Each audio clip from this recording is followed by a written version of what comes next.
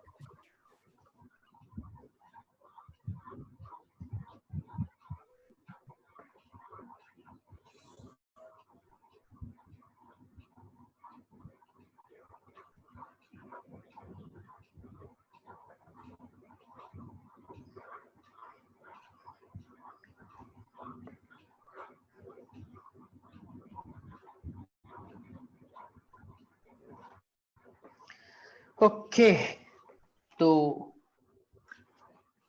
आगे बढ़े।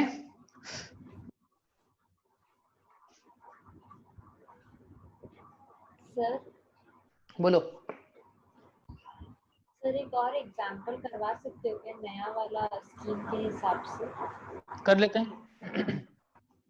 नया वाला एक काम करता हूँ, सुनिए। आपको जो कल मैं होमवर्क दिया था ना 4 डिफरेंट केसेस में, आपको उन्हीं चारों का होमवर्क करना है, ठीक है।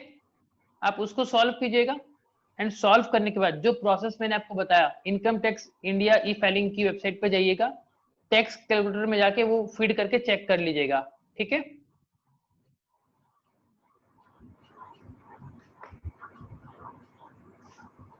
अभी हम आगे बढ़ते हैं। देखिए, अगर आपको याद होगा तो फटाफट एक बार हमारे सेक्शंस का रिवीजन कर लेते हैं। आप लोग भी मेरे साथ साथ दीजिएगा। हमने बात स्टार्ट करी थी, सबसे पहले एक क्विक रिवीजन स्टार्ट कर लेते हैं फटाफट। आप लोग एक्टिवली पार्टिसिपेट कीजिएगा, बहुत मजा आने वाला है। मुझे ये बताइए कि इनकम टैक्स एक्ट कौन से ईयर में पास हुआ था? 1961। ये एप्लीकेबल कब से हुआ? 1962। उसके बाद हमने ये देखा कि भैया it is applicable to income tax act applicable whole of India including Jammu and Kashmir. ठीक है, ओके, वेरी गुड। उसके बाद अगर आपको याद होगा तो हमने देखा था सेक्शन 4 जो क्या कहता है, बोलो। चार्जिंग सेक्शन जिसको हम बोल सकते हैं, ठीक है। उसके बाद हमने सेक्शन 2 की बहुत सारी सेक्शंस को हमने देखा था। तो सबसे पहले हमने देखा था सेक्शन 2 सबसेक्शन 31। कौन है ये, बताओ? पर्सन। अब पर्सन में कितने लोग आते हैं? 7 लोग। कौन कौन है वो लोग? Individual, HUF, company, firm including LLP, AOP, local authority, artificial person. उसके बाद हमने देखा था सेक्शन 2 सबसेक्शन 24 जो क्या कहता है? इनकम, जिसके अंदर हमने ऑन एन एवरेज करीबन 14 टाइप्स के हमने इनकम लिखा था। और भी है एक्चुअल सेक्शन में, बट हमने 14 लिखा था, ठीक है ना। चलो इसको मैं काट दूं, कंफ्यूजन करेगा, छोड़ दो। उसके बाद हमने देखा था सेक्शन 2 सबसेक्शन 7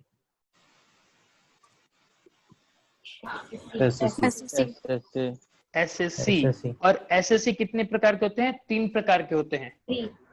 कौन कौन? एक आपका नॉर्मल, दूसरा आपका रिप्रेजेंटेटिव, और उसके बाद आपका SSC इन डिफॉल्ट। और जो नॉर्मल है, नॉर्मल को हम तब बोलेंगे जब उसके खिलाफ 3 प्रोसीडिंग्स हो सकती है इनकम टैक्स एक्ट के तहत। पहला नॉर्मल असेसमेंट, दूसरा उसका लॉस का असेसमेंट, तीसरा उसका रिफंड का असेसमेंट। ठीक है। उसके बाद फिर हमने क्या देखा था, सेक्शन 2 सबसेक्शन 9, वो क्या कहता था, असेसमेंट ईयर। उसके बाद हमने देखा था सेक्शन 2 नहीं, उसके बाद हमने देखा था सेक्शन 3, वो क्या कहता है, प्रीवियस ईयर। Previous year. अब इन दोनों को अगर मैं मिला दूं तो क्या बोलता है ये कि प्रीवियस ईयर का इनकम असेसमेंट ईयर में क्या होगा, असेसमेंट ईयर में चार्ज होगा, उसमें हमको टैक्स असेसमेंट करके टैक्स निकालना पड़ेगा, टैक्स पे करना पड़ेगा। उसका हमने देखा था section 2 subsection 45, total income. Total income, very good. उसके बाद हमने देखा था section 80B subsection 5, gross total income.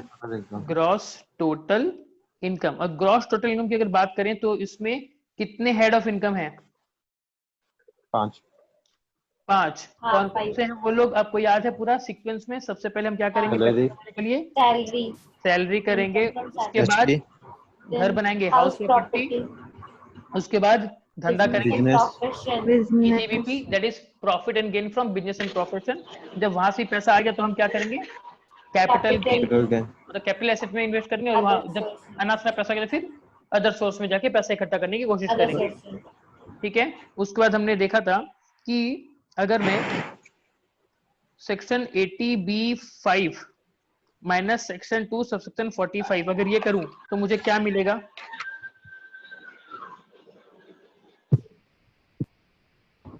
total income, this is what, this is my Deduction. gross total income, very good, and this is my total income। तो इन दोनों का difference is deduction, and deduction chapter 6A यानी कि section 80C से 80U तक।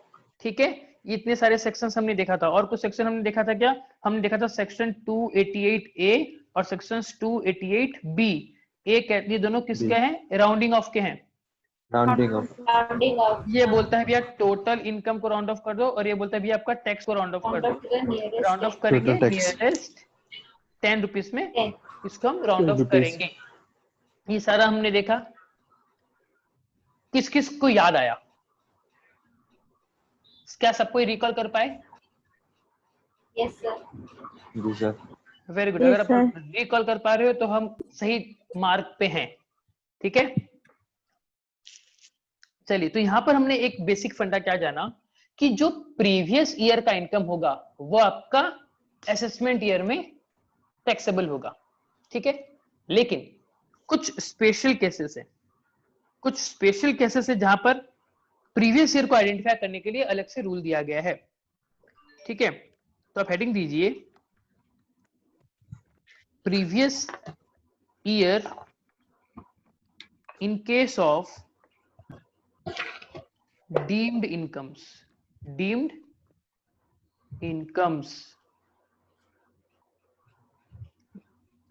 previous years in case of deemed income। कोई मुझे बताएगा deemed income का मतलब? इनकम मान लिया जाएगा, अगर ना भी हो तो मान लिया जाएगा। डीम्ड का मतलब है मान लिया जाना, ठीक है। तो बहुत सारे ऐसे सिचुएशंस होंगे, आगे आप जब पढ़ोगे आपको समझ में आएगा कि वो एक्चुअल में अभी आपका इनकम अभी नहीं है, कभी तो हुआ होगा, तो उसको हम अभी का इनकम मान लेंगे। आपको बहुत कंफ्यूजिंग साउंड कर रहा होगा, बट जब मैं एग्जांपल्स आपको लिखवाऊंगा ना अभी, तो आपको एक एक करके पता चल जाएगा, ठीक है। तो देखिए क्या है डीम्ड इनकम, और उस केस में आप प्रीवियस ईयर किसको मानोगे वो हम अभी देखने वाले हैं, ठीक है। तो आप लोग एक टेबल बनाओगे, पहले मेरा टेबल देख लीजिए, फिर आप लोग ड्रॉ कीजिएगा, ठीक है। हमारा सबसे पहला रहेगा सेक्शन, फिर हमारा रहेगा इनकम, और फिर रहेगा उसका प्रीवियस ईयर, बस इस तरीके से आपका एक टेबल बनेगा, ठीक है। तो यहां पर देखिए सबसे पहला, यहां पर टोटल हम 6 पॉइंट डिस्कस करेंगे, ठीक है। ये हमारा सीरियल नंबर समझ लो। पहला होता है हमारा सेक्शन 68। ये क्या कहता है, ये कहता है आपका कैश क्रेडिट। पहले लिख लो फिर समझा दूंगा मैं। कैश क्रेडिट, अगर कैश क्रेडिट वाली कोई अगर इनकम होगी तो उसको हम कौन से प्रीवियस ईयर में उसको इनकम मानेंगे, उसको हम मानेंगे the financial year in which found to be enter, it is found to be entered. Confuse होगा, कोई दिक्कत नहीं, लिखो। कंफ्यूजन क्लियर करने की जिम्मेदारी मेरी, भरोसा रखो और चुपचाप से लिखो। दूसरा सेक्शन 69, ठीक है, 69 में लिखो अनएक्सप्लेन्ड इन्वेस्टमेंट। बहुत ही मस्त टॉपिक है, अभी डिस्कस करने में बड़ा मजा आएगा। लिखो आप अनएक्सप्लेन्ड इन्वेस्टमेंट। ये कब होगा? The financial year preceding the assessment year। ठीक है, मतलब देखा जाए तो जिस ईयर असेसमेंट कर रहा है उस समय अगर उसको कुछ मिला तो वो उसी साल उसका टैक्स ले लेगा। मतलब क्या, प्रीवियस ईयर में मान लेगा आपका इनकम हुआ और अभी करंट असेसमेंट ईयर में टैक्स दे दो। आगे और डिस्कस करेंगे, अभी लिखो। तीसरा सिचुएशन सेक्शन 69A, ये कहता है अनएक्सप्लेन्ड बुलियन कमा कैश कमा ज्वेलरी। बहुत सारे नए नए टर्म भी आपको देखने मिलेंगे। इसका क्या होगा? इसमें लिखिए the financial year in which found in the position of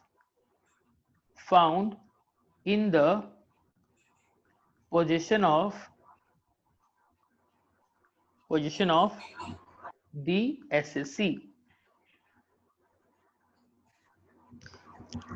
बहुत जरूरी चीज है, आपको रियल लाइफ में बहुत काम आएगा। और ये स्पेशली आपका जो ब्लैक मनी बनाते हैं ना, ब्लैक मनी के ऊपर चांटा मारने के लिए गवर्नमेंट ने इसको लेकर आया था। ठीक है, आपको धीरे धीरे पता चलेगा। Next partly explained section 69B, section 69B, इसमें लिखिए partly explained investment. Partly explained investment, ठीक है। इसमें क्या हो जाएगा?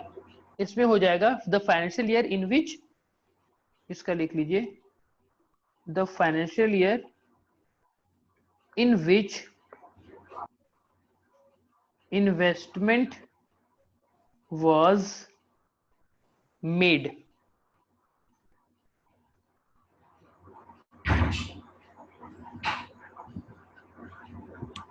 उसके बाद लिखिए नेक्स्ट नंबर 5 सेक्शन 69C, ये है आपका unexplained expenditure. Unexplained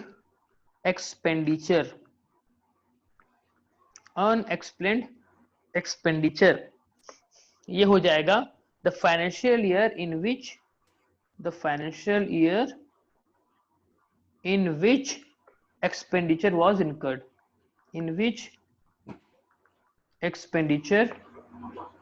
was incurred. ठीक है,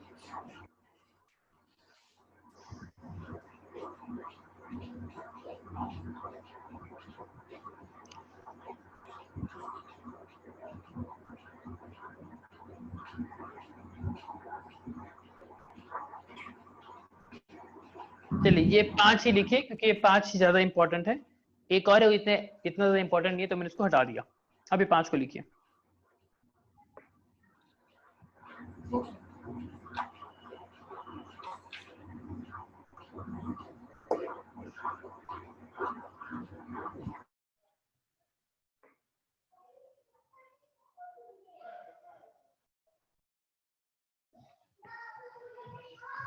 ठीक है,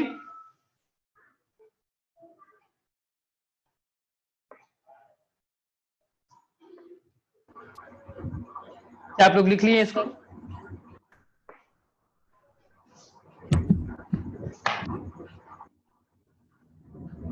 जल्दी बताइए, क्या आप लोग इसको लिख चुके हैं?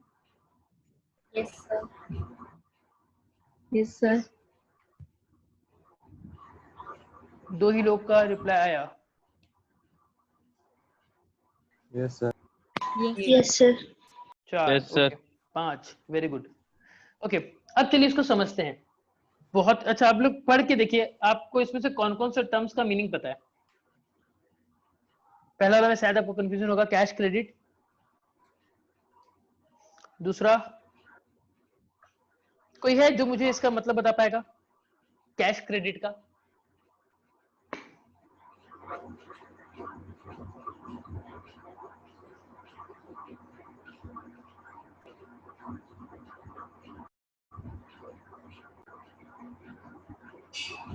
बताओ ना।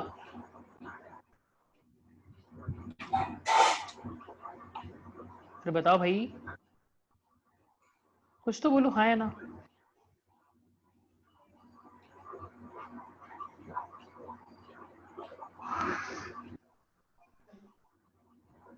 सर शॉर्ट टर्म लोन होता है क्या? कोशिश करना शॉर्ट थोड़ा। टर्म लोन होता है।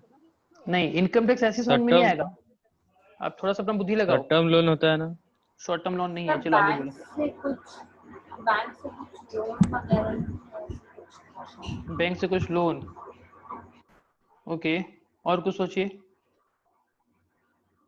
बाकी लोग प्लीज पार्टिसिपेट कीजिए। देखिए अगर पार्टिसिपेट नहीं करोगे ना तो फिर मजा नहीं आएगा इस पेपर में। अगर पार्टिसिपेट नहीं करना तो इट्स बेटर कि आपने गूगल से डाउनलोड मार लो और नोट्स मैंने आपको दे दिया उसे पढ़ लो। फिर सोचो, सोच कर तो देखो आपको आखिर आपको क्या लग रहा है। कैश क्रेडिट में उधारी में कैश दिया कि कुछ और होगा, ऐसा सोच के देखो। जब तक बैंक से कैश क्रेडिट बैंक में बैंक से मतलब लोन मिलता है, लाइक आप बाद में उसको पे कर सकते हो कुछ एक टाइमिंग के बाद। वो आपको Okay. मतलब अलाउ कर देता है कि आप इतना अप टू इतना सर्टेन बैलेंस आप मतलब नेगेटिव में जाके पे कर सकते हो। ओके देखिए आखिर ये हुआ क्या। इसके पीछे भी ये सब जितना आपको लिखा है ना, सबके पीछे कोई ना कोई केस हो रखा है। पहले ये सब चीज नहीं था। जब लोगों ने इस चीज का मिस यूटिलाइज किया और कांड किया और फिर उसको ऐसे दिखा दिया। अब देखो, अब इसके पीछे की कहानी जब बताऊंगा ना तो बड़ा मजा आएगा। पहला रहता है कैश क्रेडिट। बाकी सारे लोग से बोलूंगा कि भैया आपको जो भी, अगर आपका फोन वगैरह यूज कर रहे हो, क्लास के साथ साथ साइड में ऊपर से स्लाइड करके व्हाट्सएप का रिप्लाई कर रहे हो तो ऐसे ना करें। वो सबको अगर बंद कर दो और प्लीज अभी डिस्कशन में आ जाओ, क्योंकि बहुत ही अच्छा डिस्कशन होने वाला है, बहुत मजा आएगा। लोग कैसे चोरी करते थे ना वो पता चलेगा, और फिर गवर्नमेंट उसको कैसे चाटा लगाया वो पता चलेगा।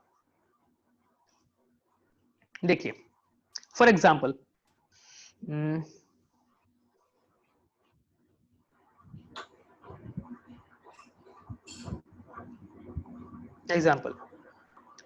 फॉर एग्जाम्पल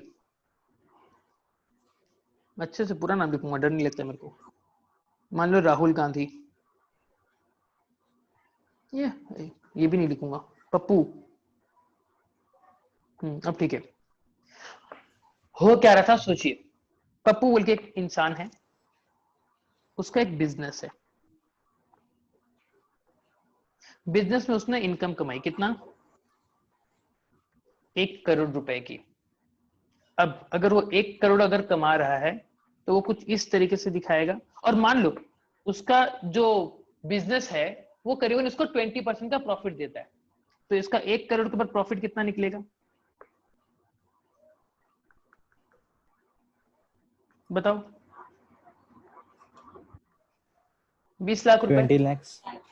ठीक है। अब जब ये सेल्स कर रहा है, अगर 1 करोड़ का सेल्स किया ना तो एंट्री क्या कर रहा होगा, कैश अकाउंट डेबिटेड 1 करोड़ रुपए टू सेल्स 1 करोड़ रुपया। समझ में आपको ये सही एंट्री होनी चाहिए। Yes sir. हाँ, अब अगर ये वाली एंट्री अगर करता है तो क्या हो गया, एक्चुअल में सेल्स उसके बुक में रिकॉर्ड हो गई, और उस 1 करोड़ के सेल्स के ऊपर उसको 20 लाख का इनकम दिखाना पड़ेगा, और 20 लाख के ऊपर उसको टैक्स देना पड़ जाएगा। इस इंसान ने क्या किया, इसने एक्चुअल में सेल्स किया 1 करोड़ का, लेकिन वो क्या किया, वो सिर्फ 20 लाख रुपए की सेल्स दिखाया। इसने क्या किया, ये होना चाहिए था।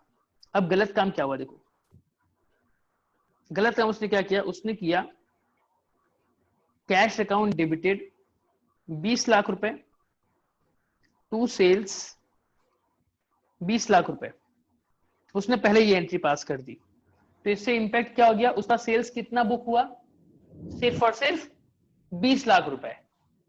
ठीक है, होनी कितनी चाहिए थी, 1 करोड़ रुपए।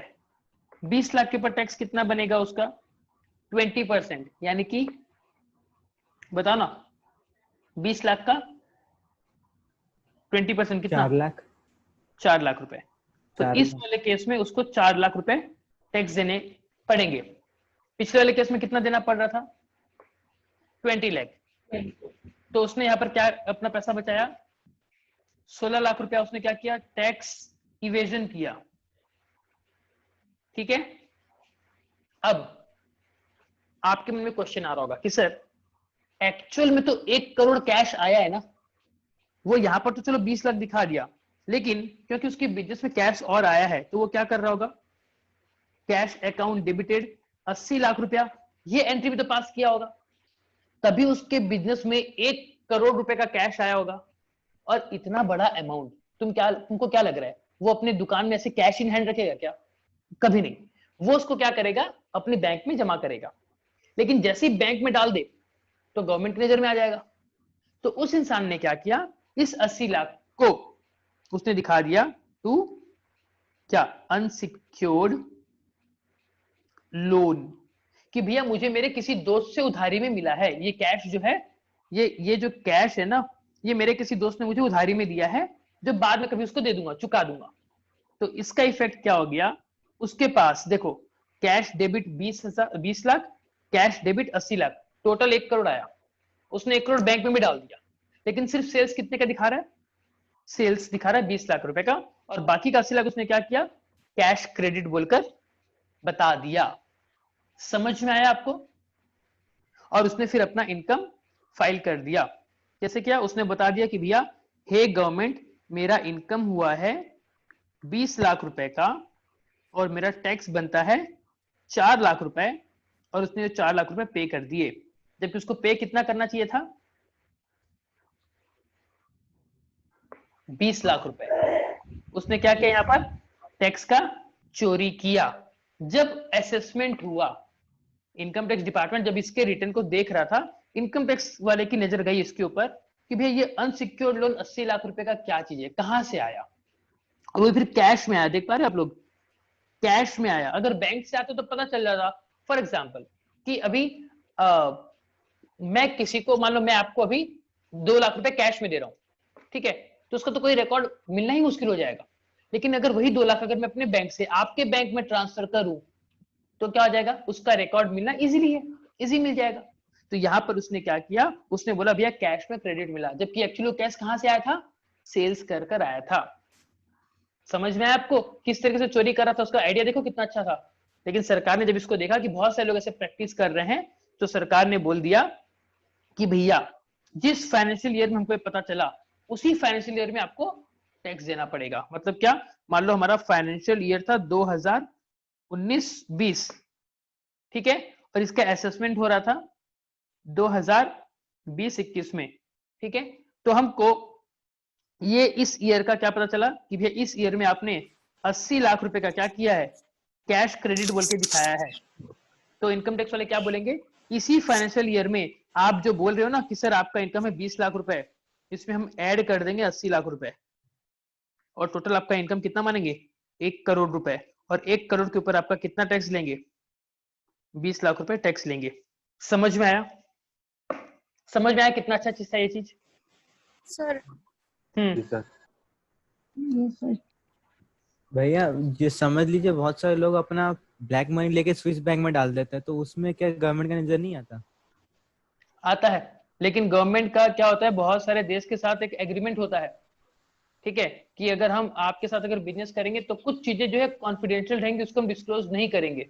तो सिर्फ यही एक एग्रीमेंट ऐसा कारण है जिसके कारण गवर्नमेंट क्या कर रहा है, उन चीजों को डिस्क्लोज नहीं कर पा रहा पब्लिकली, बट वो चीज अंदर ही अंदर काफी लोगों को पता है कि किस किस का पैसा है बोल के, ठीक है। हालांकि ये होना चाहिए था, पब्लिकली डिस्क्लोज होना चाहिए था, बट जस्ट बिकॉज ऑफ दो देश के आपस के जो एग्रीमेंट है उसके कारण उनको ऐसा करना पड़ रहा है। एक और एग्जांपल ले लो, जैसे मान लो कि विजय माल्या का केस ले लो, नीरव मोदी का केस ले लो। ये लोग फ्रॉड करके कहाँ भागे? लंदन भाग गए।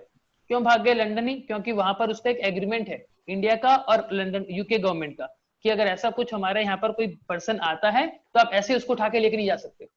दिस इज द रीजन, ठीक है ना? बाकी पता सबको है कि कौन कहाँ पर बैठा है। तो गवर्नमेंट कुछ कर नहीं सकता, वो सब बहुत सारा अगर ब्लैक मनी होगा तो स्विस बैंक में, तो गवर्नमेंट कुछ नहीं कर सकता उस चीज का। अरे देखो ना, आप खुद देखो, आज मान लो अगर अभी के टाइम में अगर जो 400 लोग जो पॉलिटिशियन है, इस 400 से कम तुमको ना, मैं बोल रहा हूँ 200 से ज्यादा लोगों का पैसा मिलेगा। और इन 200 के अंदर अभी कौन है? बीजेपी वाले भी हैं। सिर्फ अकेला अगर मोदी अगर ईमानदार है तो कुछ नहीं होने वाला ना, क्योंकि बाहर से पैसा लेके आना है, सिर्फ एक आदमी के ऑर्डर से नहीं हो पाएगा ना। ये बहुत सारे लोग भी करप्टेड है ना, तो जब तक वो लोग नहीं सुधरेंगे तब तक वो पैसा आने से रहा, क्योंकि उनका नाम भी डिस्क्लोज हो जाएगा। तो बहुत लंबा रास्ता है, बहुत कड़े मेहनत लगेगा, बट यस उम्मीद है आगे अगर लंबा और जैसा गवर्नमेंट कर रहा है तो शायद धीरे धीरे वो पैसा आना शुरू हो जाए। ठीक है, ओके। अब आगे देखिए। तो ये चीज आपको पता चला कि कैश क्रेडिट वाला क्या सीन था। सेक्शन 68 कैश क्रेडिट, इसमें प्रीवियस ईयर कब मानेंगे? उस फाइनेंशियल ईयर को मानेंगे जिस फाइनेंशियल ईयर में ये पैसा आपका एंटर हुआ है। मतलब ये वाली एंट्री, ये सेकंड वाली एंट्री जिस डेट में हुई होगी, उस डेट का जो फाइनेंशियल ईयर होगा, उसी फाइनेंशियल ईयर में इसको हम इसका इनकम मानेंगे और टैक्स लगवाएंगे। समझ में आया आपको? पर सर ये तो कोई बैंक रहता है ना, मतलब सीसी अकाउंट जो बोलते हैं वही है ना? वो कैश क्रेडिट तो एक टर्म है जो बैंक आपको देता है, that's a different thing. But यहाँ पर जो कैश, और ये सेम नहीं है? नहीं, यहाँ पर जो कैश क्रेडिट है उसका मीनिंग अलग है। ठीक है, वो कैश क्रेडिट क्या है? वो जो कैश क्रेडिट है जो बैंक आपको दे रही है ना, गौर से देखो, वो जो आपको दे रही है बैंक, वो दे रही है कैश क्रेडिट जो दे रही है, this is a type of, it is arrangement of loan. एक प्रकार से बैंक आपको क्या दे रही है? लोन दे रही है। This loan is not your income, but यहां पर आप अपने पैसे को ऐसे घुमा के दिखा रहे हो कि मेरे को मेरे दोस्त ने उधारी में दिया। समझ में आ रहा है ना? This is the reason bank क्या बोलती है, इनकम टैक्स वाले ने क्या बोल दिया, अनसिक्योर्ड लोन अगर आपको लेना है लो, बेशक लो, लेकिन कैश में हम अलाउड नहीं करेंगे। तो इसीलिए अगर आपको अपने बिजनेस में अनसिक्योर्ड लोन, कैश की शॉर्टेज हो रही है और आप अगर अपना पैसा यहाँ पर लाना चाहते हो, तो आप अपने किसी फ्रेंड के बैंक अकाउंट के थ्रू उसको लेकर आओ और फिर ये दिखाओ कि आपने आपके फ्रेंड से क्या लिया है, अनसिक्योर्ड लोन लिया है। समझ में आ रहा है?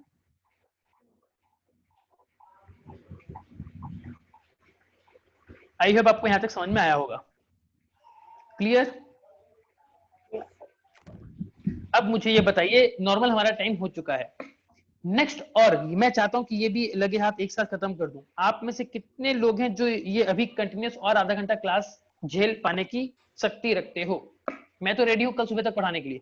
आप में से बताइए, अगर सबका आंसर अगर हाँ होगा तो ही अभी हम क्लास आगे बढ़ाएंगे, अदरवाइज हम कल कंटिन्यू करेंगे। सो प्लीज मुझे बताइए फटाफट, कितने लोग क्लास अभी करने के लिए एग्री करते हैं? सारे लोग हाँ बोलेंगे तो ही होगा, एक भी मना किया तो फिर कल करेंगे। अभी तक सिर्फ एक हाथ उठा है, 2 हाथ। सर हाँ बोलो, 3 हाथ। बोलो सर बोल के क्यों रुक गए, आगे कुछ बोलो। सर डिनर का टाइम हो रहा है तो घर में वेट कर रहे हैं मेरा ही। डिनर का टाइम हो गया, एक ही नाम कैंसल, तो अगर एक कैंसल तो फिर क्लास भी कैंसल। तो एनीवेज बाकी आपको बता दूं, आज हमारी एक स्टूडेंट का बर्थडे है, Shatakshi Panda. Wish you a very happy birthday. Happy birthday. Happy birthday Maya. Happy birthday. Happy birthday. Shatakshi की तरफ से सबको चॉकलेट कुरियर कर दी जाएगी, बट कोरोना के बाद। ठीक है, सर कुरियर तो अभी चलिए, भी चालू है।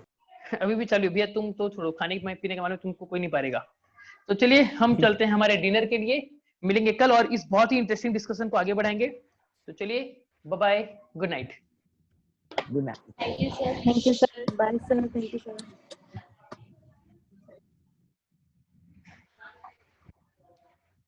हाँ, तो टारगेट